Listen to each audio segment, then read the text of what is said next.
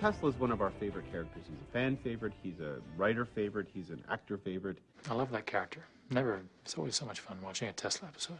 I think as far as vampires go, Tesla's probably the coolest vampire out there. I'm not just saying that because he's on our show, but I think the way Jonathon plays him makes him a very cool, very relevant vampire. He's not a stereotypical, he's not what you see. He's just really done something really interesting with Tesla. Very bright, very intelligent. Not to say the other guys aren't bright and intelligent, but you know what I mean. He doesn't sparkle. I've played Nikola Tesla on stage before in a very different show that really was a historical drama about his life. So my job in that play was to do research, collect anecdotes about him, and then try to create a portrait that came from that. He's known for playing Nikola Tesla and doing a great job. He's an extremely talented, one of our great talents in Canada. He is an amazing actor. He's one of those people who has a special gift. He's gifted physically, he's gifted intellectually, he's very graceful and very specific in all his movements, and it's beautiful to watch. So when they were talking about this character, Nikola Tesla, but he's going to be a vampire. And I thought, well, I don't know, will Jonathon even be interested? I mean, it just sounds kind of silly. You know, he's taking a character that he knows inside out, and we're going to make him a vampire. But at the same time, Jonathon has the look of a vampire. He has these amazing teeth, and they're very vampiric in many ways. And I just thought it'd be perfect. And anyway, he'd probably have a hell of a lot of fun with it. It became clear right away that the Sanctuary Tesla isn't so much interested in imitation of a historical character. And I think that what's in the script is that he loves ideas above all else. He loves himself above anyone else.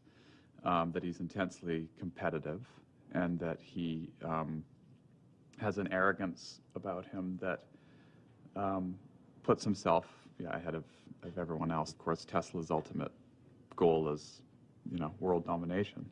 You're mad, Nikola. No! The Philadelphia experiment was mad. But this is progress. One of the cool things about season 3 is we bring back Nikola Tesla. Now, the non-vampire version of Nikola Tesla. Well, I hope you're all happy now. I'm ordinary. It's funny because everybody loves Tesla as a vampire. And the problem is when you have a character that everybody loves the way they are, as soon as you start changing them, everybody goes, you can't do that. That's our favorite guy. He does that. It's crazy. Here's to the glorious vampire race, once mighty, now extinct.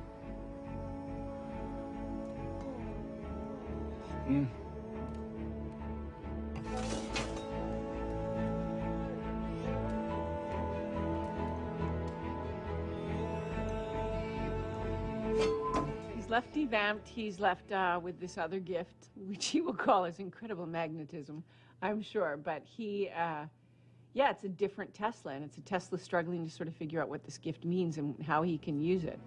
Well, I can work with that. I think, like Tesla, I thought it was an opportunity for something new. I mean, that's how Tesla ends that whole episode, is he's totally despondent, but then that I can work with that moment is because I think he sort of looks at everything as a game and an opportunity to work things to his own advantage. So I think his mind started turning right away. And for me, I mean, I think that one of the great joys about acting is that even though I'm playing the same part, every time I come on set, it's always new. So I felt confident that the writers have a master plan in mind, and that this was a detour that was going somewhere. What happens in season 3 is he's magnetic and can do some fun tricks, but it's not as cool as being a vampire. So we may end up making him back into a vampire at some point. But I can just say that we've shot an incredible scene that changes that, too. So, literally just shot it. I still have the blood on my hands.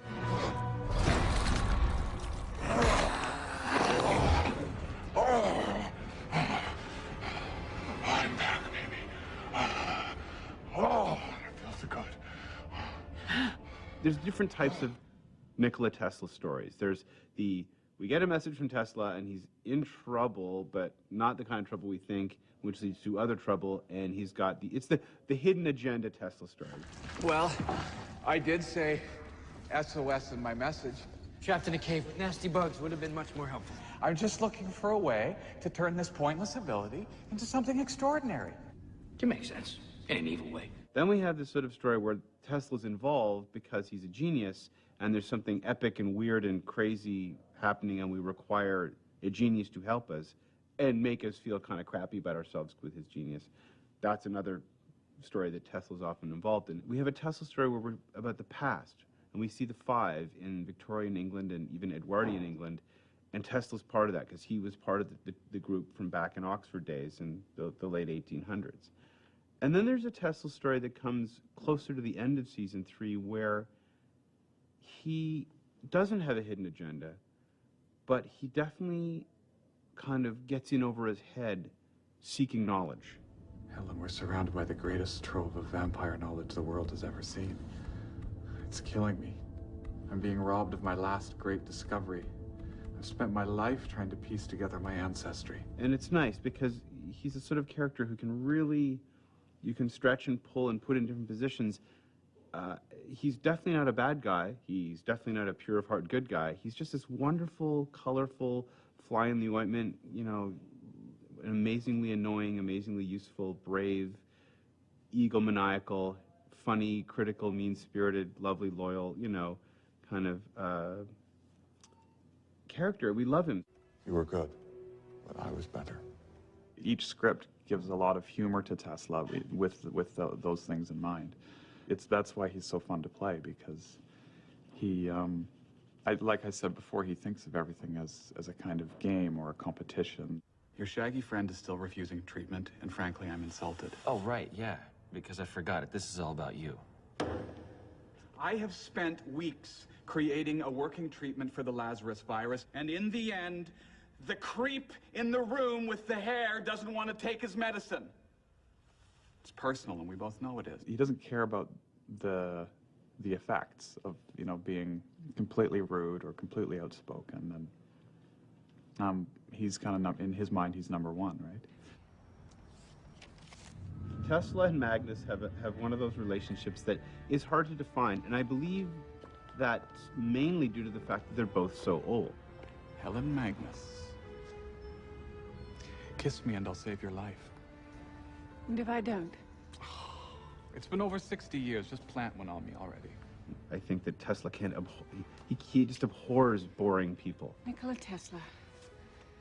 You always did know how to get attention. It's so much fun to play it, but I can't describe it. It's this crazy friendship with this very, you know, unabashed sexual overtone to it from both of them.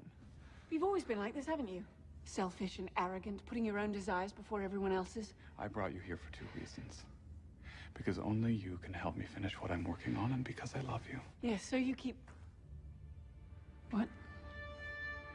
I always have. And the thing that's the most, you know, kind of fetching about Magnus to him is that she's anything but boring, and I think that's what makes her attractive to him.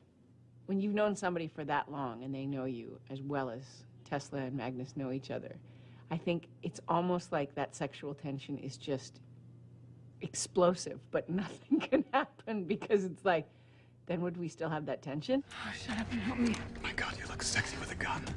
I think that Tesla and Magnus probably at some point had some kind of thing that went on because she admires the giant brain. He has a giant brain, but he's just too much of an oaf. And Magnus has way better taste than that.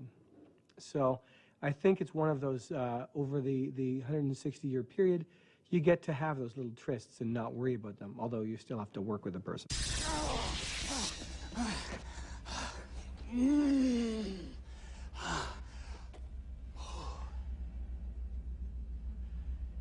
You felt genuine concern for me. Admit it. Nonsense. Oh. You still like me, it's so obvious. You tried to kill me. Yeah.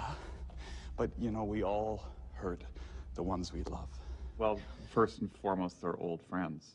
And I think it's based on competition. It's based on rivalry. and respect, and a course of love of ideas and love of adventure. I'm always bringing up memories of adventures. You know, this reminds me of when we were in Egypt looking for Tut's tomb. Huh? Oh, those wild early days. No ground-penetrating radar, no satellite imagery. They were barely better than grave robbers. I mean, I think that Helen Magnus has Tesla under a kind of spell. Maybe a little tighter, you know, just to be safe. If you were any more transparent, you'd be invisible. Whether or not there was romance, I think, should remain a secret until it's revealed. But there's clearly always the potential for that. But if anything, that makes the friendship that much more interesting and magnetic. It's an interesting, they're both incredible geniuses, they're both incredibly stubborn, and they both love each other deeply, though both of them are loath to admit it. You have Sasquatch for a butler, and you travel the world with history's most notorious murderer, and now you don't feel safe? Helen, green is not a good color on you. Don't be ridiculous. She's intelligent, powerful, remarkably well preserved for her age. Everything I look for in a woman. And unlike someone I know, she's actually interested in me. I'm not engaging in this childish conversation. The more you deny it, the truer it is.